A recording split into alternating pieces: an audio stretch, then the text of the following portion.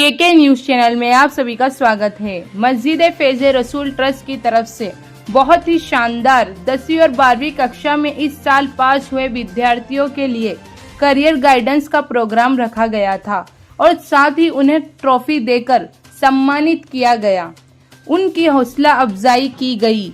इस प्रोग्राम में chief guest के तौर पर डीसीपी जोन 2 के श्री भगीरथ गढ़वी साहब को बुलाया गया। उन्हें पुष्पगुच्छ देकर, साल ओढ़ाकर और ट्रॉफी देकर उनका स्वागत किया गया और साथ ही सहारा सतनपुरवा के प्रमुख Haji Rehan, Afroz Khan sir, Osama sir, Haji Iqbal Bhatti, Haji Ishaq Raj, Sagar restaurant के ओनर राजिक भाई और दूसरे भी सामाजिक आगेवान हाजिर रहे थे और प्रोग्राम की शान बढ़ाई थी। ब्यूरो रिपोर्ट के न्यूज़ सूरत।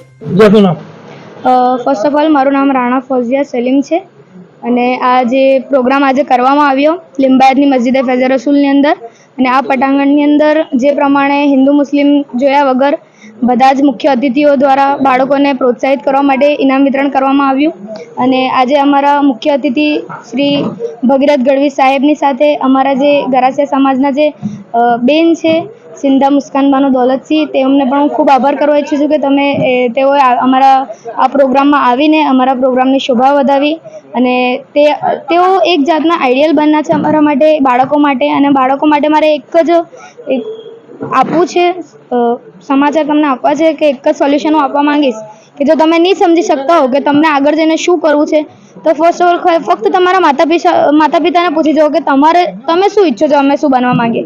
કારણ કે આપણે જાણીએ છીએ કે તેમના જે અહેસાનો છે આપણી ઉપર આપણે તે તો ચૂકવી શકતા નથી, પરંતુ તેઓને બે પળની ખુશી આપીને આપણે તેઓને ખુશ કરી શકીએ છીએ। બસ મેં આટલું જ કહેવા ઈચ્છીશ આજકાલના બાળકોને। અહીંયા મસ્જિદે ફૈઝ રસૂલની અંદર 21 થી 22 છોકરાઓને સન્માનિત કરવામાં આવ્યા છે, જેમાં 10મા અને 12માના દરેક સ્ટ્રીમના બાળકોનો સમાવેશ થયો હતો। Thank you so much. હું સિંધા મુસ્કાન દોલતસિંહ, મારું મૂળ વતન ટુંડજ ભરૂચ। મેં હાલ એમએડમાં સરદાર પટેલ યુનિવર્સિટીમાંથી એમએડ કમ્પ્લીટ કર્યું છે, જેમાં મારા 4th સેમમાં 9.75 CGPA આવ્યા છે। તે બદલ મને અહીંયા સન્માનિત કરવા માટે મસ્જિદે ફૈઝ રસૂલ ટ્રસ્ટનો હું ખૂબ ખૂબ આભાર માનું છું। કયા વિસ્તારમાં આવેલું છે અને તમારા વિષયમાં શું જણાવશો કે તમારા સ્ટ્રગલમાં ક્યાંથી? હા, એટલે મેં સૌ પ્રથમ મારા ગામડામાં જ પ્રાઇમરી શિક્ષણ પૂરું કર્યું, ત્યાર પછી જંબુસર મેં મારી કોલેજ પૂરી કરી, જેમાં મેં BCom કર્યું। ત્યાર પછી હું SP યુનિવર્સિટીમાં BEd કરવા માટે ગઈ, એમાં મારા સારા પર્સન્ટેજ હતા તો એના માટે મને ડિપાર્ટમેન્ટમાં એમએડમાં એડમિશન મળી ગયું અને તેથી મેં એમએડ ત્યાં કમ્પ્લીટ કર્યું। હવે સ્ટ્રગલની વાત કરું તો એઝ અ ગર્લ સ્ટ્રગલ તો પડે, અને એ પણ કે જ્યારે સમાજમાંથી, મારા ગામમાંથી કે ગર્લ્સ જ્યાં પ્રાઇમરી શિક્ષણ પૂરું કરીને આગળ ભણતી નથી તો મારા માટે ત્યાં જવું, ત્યાં રહેવું, હોસ્ટેલમાં રહીને મારું શિક્ષણ પૂરું કરવું એ સ્ટ્રગલની વાત તો હતી જ, પરંતુ મારા માતા પિતાના સહકાર દ્વારા આ સરળતાથી હું કરી શકી। કેવી રીતે આ વિદ્યાર્થીઓને શું મેસેજ આપવા માંગશો? કેવી રીતે મહેનત કરતા હતા તમે? એટલે ડેડિકેશન તો હોવું જ જોઈએ કોઈ પણ બાબતમાં। તમે જ્યારે તમારો કોઈ ધ્યેય નક્કી કરો છો ત્યારે ત્યાં સુધી પહોંચવા માટે મહેનત જરૂરી છે।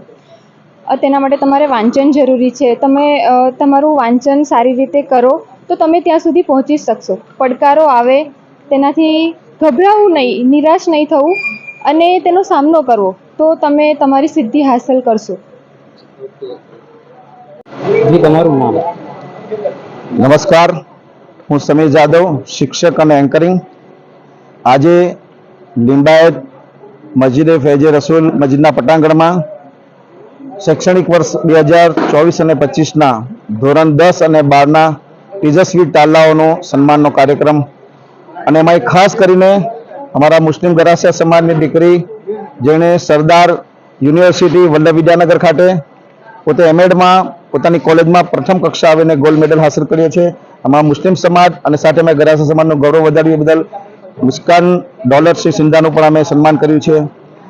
મસ્જિદે રસૂલ ફૈઝ ટ્રસ્ટ દ્વારા દીની તાલીમની સાથે સાથે આવા સામાજિક અને શૈક્ષણિક કાર્યક્રમો થાય છે। હું સલીમ રાણા સાથેના તમામ ટ્રસ્ટીનો ખૂબ ખૂબ આભાર માનું છું. આ ધોરણ 10 અને 12માના તેજસ્વી તાલાઓને આજે જેમને પ્રશંસા એમને સન્માનપત્ર અપાયું એ જીવનમાં ક્યારેય ભૂલશે નહીં અને એમને એક ધક્કો મળશે જીવનમાં ટેકો આપવો પડશે કે અમારી પાછળ અમારો સમાજ છે. તો આ બહુ મોટી વાત છે.